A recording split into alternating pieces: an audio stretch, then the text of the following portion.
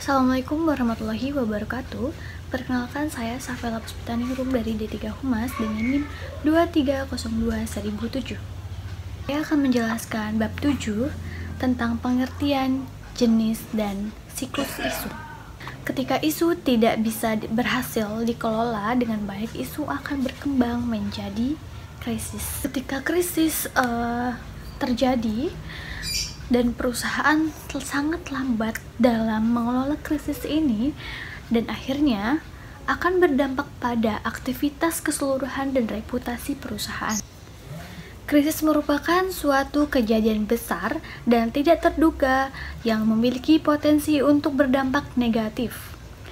Kejadian ini bisa saja menghancurkan organisasi dan karyawan, produksi, jasa, kondisi, keuangan, dan reputasi perusahaan. Apa itu krisis? Krisis merupakan suatu kejadian besar dan tidak terduga yang memiliki potensi untuk berdampak sangat negatif. Kejadian ini bisa saja menghancurkan organisasi dan karyawan, produk, jasa, kondisi keuangan, dan reputasi perusahaan.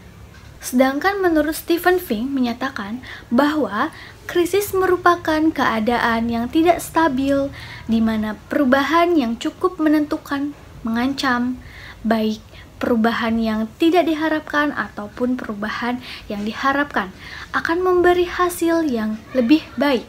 Untuk mendapatkan gambaran mengenai definisi krisis yang jelas, bayangkan Anda menjadi pengusaha atau owner dari perusahaan kecantikan yang Anda sudah mendengar bahwa isu produk yang Anda keluarkan itu ada memakan korban, atau salah satu pengguna yang sudah memakai produk Anda itu mukanya kemerahan, berjerawat, sedangkan iklan layanan yang beredar di masyarakat itu 1 bulan sudah memiliki wajah yang cerah, yang mulus, dan yang bersih.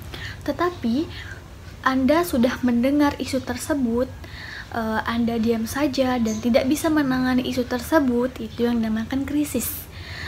Isu itu akan menyebar luas ke masyarakat, ke khalayak umum, serta akan merugikan perusahaan Anda. Nah, itu yang dinamakan krisis. Tetapi jika isu bisa ditangani dengan baik, itu maka termasuk dari manajemen isu, karena manajemen itu kan salah satu tahapan-tahapan yang bisa. Dan selanjutnya kita akan membahas tentang jenis krisis. Salah satu upaya menangani krisis adalah dengan mengenali sejak dini krisis yang berpotensi menimpa perusahaan. Pada tahap sederhana, krisis dibagi menjadi 3 jenis, yaitu yang pertama, operational crisis, yang kedua, student crisis, yang ketiga, potential crisis. Yang pertama, operational crisis, krisis sehari-hari yang terjadi ketika organisasi beraktivitas dan melayani pelanggan. Krisis ini biasanya bisa segera diatasi dengan manajemen yang baik. Yang kedua, student crisis. Krisis ini terjadi secara tiba-tiba, misalnya bencana alam, kebakaran, atau sabotase. Contohnya seperti itulah, kayak kejadian yang tidak terduga, seperti contohnya kan kebakaran gitu. Kita kan tidak bisa menduga-duga, itu kan secara tiba-tiba. Jadi itu yang dinamakan krisis student, salah satunya itu. Meski terjadi secara tiba-tiba, bukan berarti organisasi tidak bisa mengantisipasinya ya. Organisasi bisa menyusun prosedur operasi standar atau SOP yang dibutuhkan saat krisis terjadi. Yang ketiga, potensial krisis.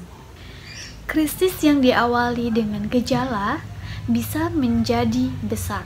Jika tidak ditangani dengan baik, hal ini bisa berupa penjualan yang menurun, tidak tanggap terhadap perubahan lingkungan dan ada pesaing atau kesulitan keuangan, krisis ini bisa mengganggu aktivitas jangka panjang organisasi dan harus diatasi dengan pendekatan perencanaan strategik dan proses manajemen. Ada pula jenis-jenis krisis yang lain, contohnya jenis krisis bencana alam. Yang pertama itu ada banjir. Beritanya seperti ini. Nah, air sungai yang meluap diduga akibat adanya longsoran dari salah satu perusahaan menyebabkan 18 rumah terendam banjir di Kecamatan Mande, Cianjur. Sebetulnya aliran air itu sangat kecil, cuman ada salah satu perusahaan yang longsor dan masuk ke aliran sungai itu mengakibatkan terjadinya banjir. Tapi krisis ini akan ditangani oleh perusahaan tersebut, akan memperbaiki aliran air tersebut agar tidak terjadi kebanjiran lagi. Contoh jenis krisis yang kedua yaitu operasional perusahaan. Contohnya itu adalah ledakan. Yang saya ambil dari perusahaan Indonesia atau PT Indonesia Morowali Industri Park atau IMIP. Ledakan ini menewaskan 16 orang. Ledakan ini karena terjadinya kesalahan dari pihak perusahaan yang mengabaikan sarana dan prasarana atau infrastruktur K3 yang layak. Yang ketiga, kecelakaan lingkungan atau kewajiban dari pencemaran tanah atau air. Kasus yang saya ambil dari krisis ini yaitu dari Laut Obi dan Halmahera tercemar aktivitas tambang.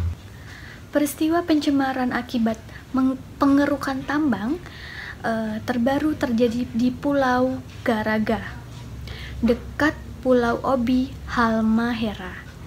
Yang keempat, keselamatan dan kesehatan karyawan. Cedera atau fasilitas karyawan non-karyawan.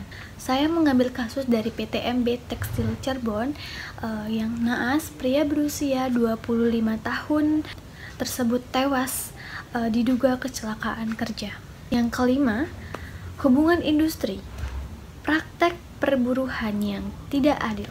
Saya mengambil dari perusahaan Apple yang diduga gaji karyawan wanita lebih rendah daripada gaji karyawan pria. Yang keenam, manajemen isu kebangkrutan. Saya mengambil kasus dari PT Sri Rezeki Isman Tbk, Sritex, salah satu raksasa tekstil di Indonesia terancam bangkrut di tengah-tengah gemuruh utang yang menumpuk. Yang ketujuh, mikronduk karyawan. Penggelapan karyawan. Saya mengambil kasus dari Damri yang katanya ada 29 mantan karyawan PPD gelap dana. Yang terakhir yaitu peran pemerintah. Saya mengambil kasus dari ojol, yaitu aturan komisi ojol, intervensi pemerintah versus mekanisme pasar.